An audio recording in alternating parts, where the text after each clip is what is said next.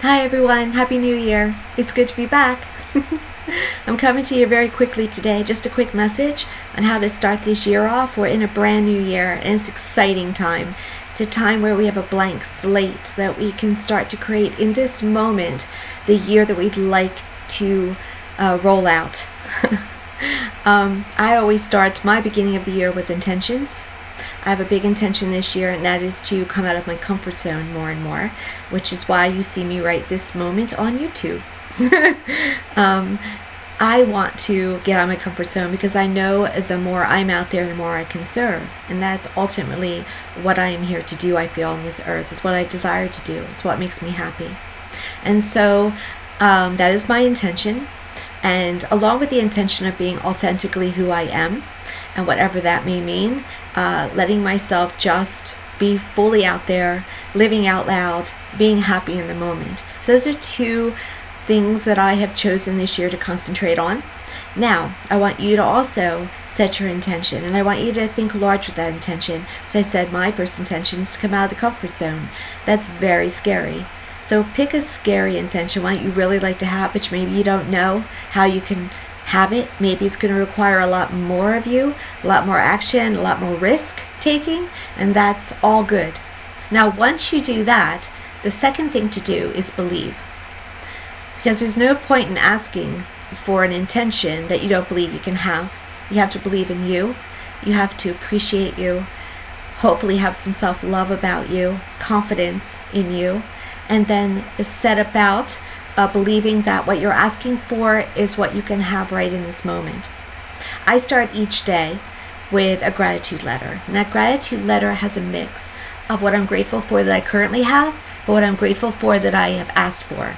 And if you were to read that letter, you wouldn't know what I truly have physically and what I don't, because it's all blended together. Now, over time, gratitude letters in the past have been manifested. So it does work. It's basically stating the intention that what you desire you currently have. And when you speak and you feel and you think that you currently have what you are asking for, it tends to appear. Because the universe or source, heaven, God, whatever you want to call it, creator, it answers. And so it does bring to you what you put out. Some people think of that as karma, and it is somewhat like that at times too. But today I'm talking about manifestation, and it works, the universe works in that way as well. So believe, and then third, you got to participate. You have to be an active participant in what you are asking for. And what I mean by that is that let's say for instance, you're asking for a new home. You have to get online, look at homes. If you're really on top of it, go to a real estate agent and say that you would like to have this home in this neighborhood. What you have to get away from, once again falling back to belief, is that how would I be able to do that? How could that be? Go in and ask for it. The worst you can hear is no, but what I've learned in my experience is that no usually means not yet, not no, forget it. So it must be an active participant. I find for me, when I want to in any way accumulate more prosperity, I serve more. I come up with creative ideas to do so that just plop into my mind. I tend to give more in my world. Maybe I give more to charity in that moment. Maybe I give an extra 10 minutes to my clients in that moment. I tend to see and feel that the more I serve, it comes back to me. And you can't fake that. So you have to serve and give joyfully. And that also comes down to love. Whenever I ask, what do I need to do in this situation to bring the best possible outcome? I get the signs, the messages all around that say love. You got to put love to it. So I tend to treat people as much as possible the way I want to be treated. Am I perfect? Absolutely not. Don't get me when I'm tired. But I do tend most of the time to put out what I want to get back. And I do that genuinely and purely, because that's the only way to receive back, to be in that flow. So that's a way of participating, is to not only know that what you've asked for is yours to have, but to also participate in it as saying to heaven, I'm going to help you with this, because heaven does give you what you ask for it asks you to participate, meaning there's a saying that God helps those who help themselves. That's what I'm talking about here. Help yourself a little bit, and when you help yourself, then heaven will go bounds and leaps to help you even more. The fourth thing is you have to be in a place of receiving. So first we intend, then we believe, then we participate, and then we have to be in a place to receive. If you feel nervous about being wealthy and then block it, you'll never be wealthy. If you feel guilty about receiving in any way, that maybe somebody needs it more than you, in some way, I go through that actually. I'm a person that always, when I do have wonderful manifestations come in, I almost feel very shy about talking about it, or maybe I shouldn't ask for more in that moment. I catch it and then I start to work at it, because that's I understand, because the more that I have, the more I have to give. And so I do want to have that power to give. So whenever I notice a block of mine, I get right on it about eliminating it. And there's different practices to do that, which I'll probably cover later in other videos. But for right now, try as much as you can to be in that place of receiving mode. When someone wants to treat you to dinner, allow them to. I've had, my best friend is, I had to teach her that a bit, and she had to teach herself that a bit. That's all right to go out to dinner with someone and take turns treating. She's too much of a giver, too generous a person, and it's often the caregiver and the generous person that likes to put themselves last. But putting yourself last is not in receiving mode. It doesn't mean that you're greedy or selfish. It means that you nurture yourself first, that you make sure your tank is full, that you make sure you have what you desire first. It's almost like being on an airplane and God forbid something happens and the oxygen masks drop down. You can't help the person next to you unless you put the oxygen mask on yourself first. That's what I'm talking about. Get yourself in that receiving mode. Be grateful for what you have. Be grateful for what you receive.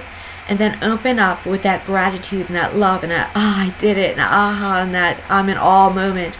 And then open up to even more. Okay. Receive.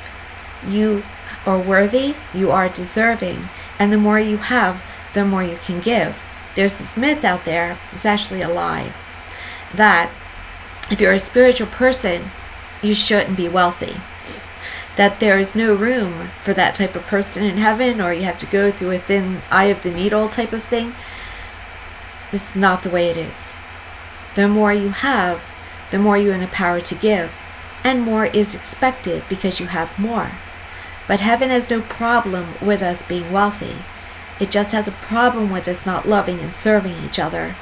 If it has a problem with us at all, because it's all about love. But that would be the most, I would say, the greatest problem it would have. And so when you are trying to do the best for others and for yourself, you will always have that help. You will always have that assistance. I've seen it personally in my life, and I've seen it professionally in the lives of my clients. What you give is returned magnified. You're always receiving help, always, from around you on earth, but also in a higher dimension. You, all of us, at every moment have an entourage. So ask for that help. Ask for what you desire. Participate as a team member. Believe it can be yours, and then receive it gratefully. And you will have an amazing year. I promise you that. Now, to help you with all this in a big way, I have written a bit of a book. It's a small book. I call it more booklet. It's a bit of a manual, actually, a prosperity manual. I'm going to put it up right now. Hopefully you can see it. Right here. There it is. And it's called, very simply, Take These Steps Now to Change Your Life. And I put it that way because I want it to just be blunt and to the point. And it gives you steps, 6 steps, that if you do them every day, you will see change in your life. Now, does that mean you're going to be a millionaire and a billionaire? Well, you could be, but there's always a little bit deeper work that has to be done to remove those blocks. But you will see opportunities. You will see a change in your relationships. You will feel happier if you follow those steps. This book is available at Amazon.com. It's only $7.95. It's also available at my website, SerenityHarbor.com. And if you buy it through my store there, the e-store at Serenity Harbor, you will get an autographed copy from me. And people seem to like that. But please consider buying that, because that is a very good help, very to the point, very blunt, very plain speaking, because I just wanted to get to it. And just give you what I feel like you need to get started, a very basic express start on how to create the life you desire. There will be a few more books coming out. One of them is a workbook to help with this book, but for right now it's a wonderful way to get started. So I'm going to leave you for today, and I will be back pretty soon because my clients and others have asked, will you please be on YouTube more? We love watching you, and I really appreciate that. Thank you. And I also like it. I like serving. So I will be back soon with another lesson, and I hope you are having a happy, healthy, joyful, and prosperous new year, and I look forward to speaking with you soon. Thank you. That's all for now.